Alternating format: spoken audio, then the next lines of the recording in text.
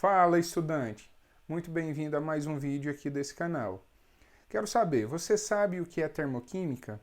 Como ocorre a movimentação do calor nas reações químicas? Fica aí que já já a gente vai responder essas questões.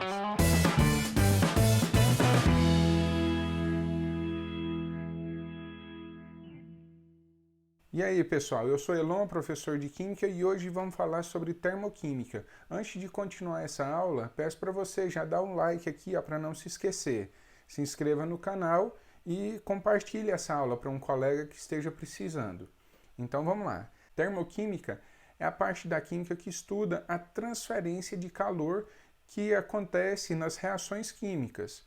Aqui vamos lidar com algumas transformações, não necessariamente com reações químicas. É necessário a gente entender para onde o calor está se movimentando. Então vamos imaginar aqui um exemplo prático. Temos dois objetos metálicos, um a 50 graus e o outro a 10 graus Celsius. O que acontece se a gente aproximar esses objetos? Bom, vai ocorrer uma transferência de energia do recipiente com temperatura maior para o recipiente com temperatura menor. Existe um movimento de energia. O que acontece com a temperatura? A temperatura final vai se igualar e o valor da temperatura vai ser um valor intermediário entre 50 graus e 10 graus Celsius. Agora, qual é essa energia que foi transferida de uma região para outra, de um objeto para outro? É justamente o calor. É o calor que está fluindo de um objeto mais quente para o outro.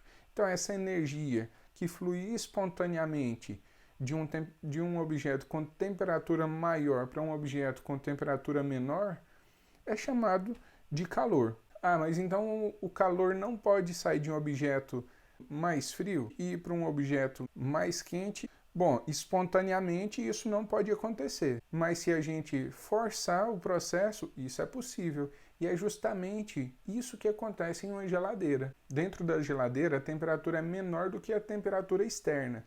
E é justamente o que faz, retira calor da parte interna da geladeira e joga para a região externa da geladeira. Então, vamos ver alguns exemplos aqui de processos que liberam ou absorvem calor.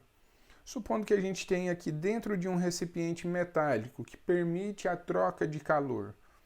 Dentro desse recipiente temos hidrogênio gasoso e oxigênio gasoso.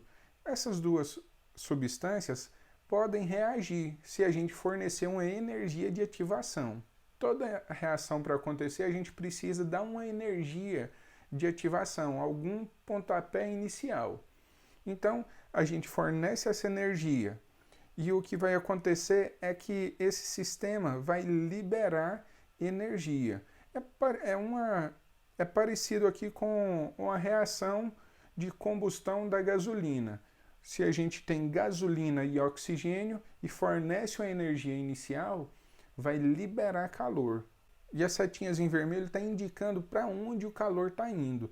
O calor está saindo do sistema e está indo para a vizinhança.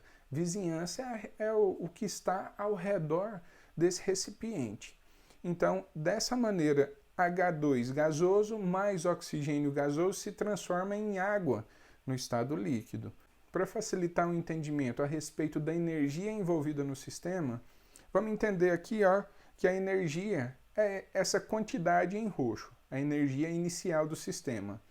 Depois que a reação aconteceu, a energia do sistema diminui.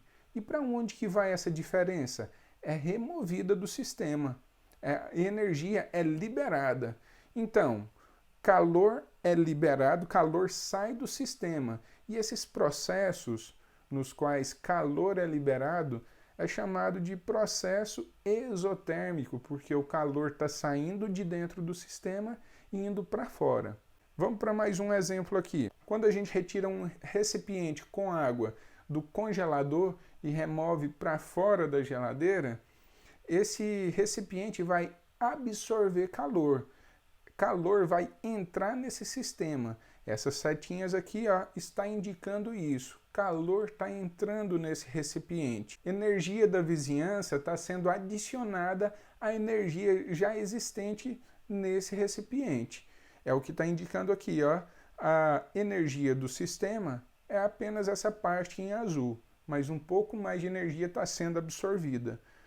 E o que acontece, a consequência é que essa água do estado sólido se transforma em água no estado líquido. A energia final do sistema é maior do que a energia inicial. Então, esse é um processo que energia é o quê? É absorvida, calor entra no sistema. É um processo endotérmico, porque a energia que estava fora do sistema entra no sistema. Por isso, endotérmico. Mais um exemplo aqui, ó. Água no estado líquido. Se a gente fornece energia para a água no estado líquido, ela pode se transformar em vapor. Então, a energia do sistema, adicionado a uma energia que a gente está fornecendo, vai fornecer um sistema final com energia maior. Então, se absorveu energia, é um processo que endotérmico, calor entrou no sistema. Então, para a gente revisar essa parte lá de transformações da matéria, do estado sólido para o líquido, absorve energia. Do estado líquido para o gasoso ou vapor, também absorve energia. O processo contrário libera energia. Vapor para se transformar em líquido, libera energia. Líquido para se transformar em sólido também libera energia. Esses processos que absorvem energia são chamados de endotérmico. Processos que liberam energia, exotérmico. Revisando aqui, ó, processos que liberam calor, liberam energia na forma de calor, são chamados de exotérmicos. Processos que absorvem calor são chamados de endotérmicos. Então agora vamos fazer dois exemplos aqui, ó, dois exercícios.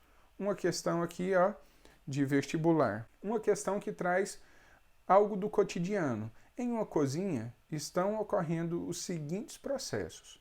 Processo 1. Gás é queimado em uma das bocas do fogão. 2. Água fervendo em uma panela que se encontra sobre esta boca do fogão. Então, com relação a esses processos, pode-se afirmar o quê? Então, aqui, pelo que a gente pode ver nas alternativas, ele quer saber se o processo é endotérmico ou exotérmico em cada um dos processos. Então, gás queimando absorve ou libera calor? Diga aí. Isso aí, eu escutei você falando daí. É um processo que libera calor. Se a gente coloca a mão em cima de uma chama do fogão, a gente sente esse calor da chama sendo liberado. Então, esse primeiro processo é exotérmico. E esse segundo aqui? Água fervendo em uma panela que se encontra sobre essa boca de fogão. A água está o quê? Está liberando ou absorvendo calor? Isso aí, está absorvendo calor. Então, calor está entrando no sistema. Então, temos que o primeiro processo é exotérmico e o segundo é endotérmico. É só a gente buscar a alternativa que tem essa opção. E aqui é a letra B. 1 é exotérmico e 2 é endotérmico. Vamos para o próximo item. Uma questão do Enem aqui, ó, já antiga, mas vale a pena para a gente destacar essa matéria. Então diz o seguinte a questão. Ainda hoje é muito comum as pessoas utilizarem vasilhames de barro, moringas ou potes de cerâmica não esmaltados. Então aqui um parênteses.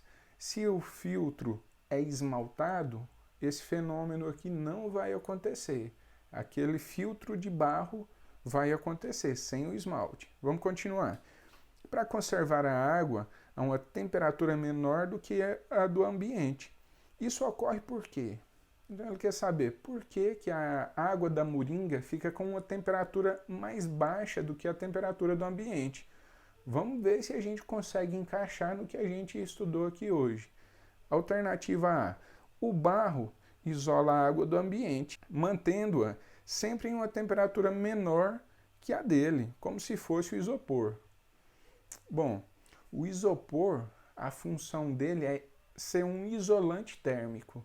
Se a gente coloca alguma coisa gelada dentro de uma caixa de isopor, esse isopor vai evitar a transferência de calor. Se a gente coloca algo quente dentro do isopor, a mesma coisa vai acontecer, vai evitar a transferência de calor. Então o isopor ele só mantém a temperatura relativamente constante. Demora a ocorrer essa mudança de temperatura, então não é essa a função, não é isso que acontece com a moringa. B. O barro tem poder de gelar a água pela sua composição química. O barro aqui, segundo essa alternativa, é poderoso. Então, na reação, a água perde calor. Que reação que acontece? Vamos para C. O barro é poroso, permitindo que a água passe através dele. Parte dessa água evapora, tomando o calor da moringa e do restante da água, que são assim resfriados. Essa é a alternativa correta. Olha só, vimos nos exemplos aqui que a transformação do estado de líquido para vapor é um processo que absorve calor. Então, de onde que está sendo absorvido esse calor aqui? Ó? O filtro de barro, a moringa de barro é porosa. Água vai passar por esses poros e evaporar. Para essa água evaporar, ela remove energia. E ela remove energia de onde? Justamente da água que está dentro do filtro, dentro da moringa. E por isso resfria essa água dentro do recipiente. Mas vamos ver aqui as asneiras das outras alternativas, só para a gente conferir. D. O barro é poroso, permitindo que a água se deposite na parte de fora da moringa. Não entendi não, olha só. O barro é poroso, sim. Permite que a água se deposite, a água fica jorrando? Não. Essa alternativa não tem nada a ver. A moringa é uma espécie de geladeira natural, liberando substâncias higroscópicas que diminuem naturalmente a temperatura da água. Aqui ele falou um monte de palavra que talvez possa gerar dúvida, mas não é isso. Substância higroscópica é uma substância que absorve água. Por exemplo, o sal de cozinha. Se deixar uma vasilha de sal aberta, aquele sal dessa vasilha aberta vai absorver a água da atmosfera, ficando aquelas pedras de sal. Então, pessoal, essa foi a aula de hoje. Se gostou, não esquece de dar o like aqui, ó, de compartilhar para um colega que está precisando entender essa matéria aqui, ó, esse início de termoquímica. E mais uma vez, obrigado aí pela sua atenção. E até a próxima.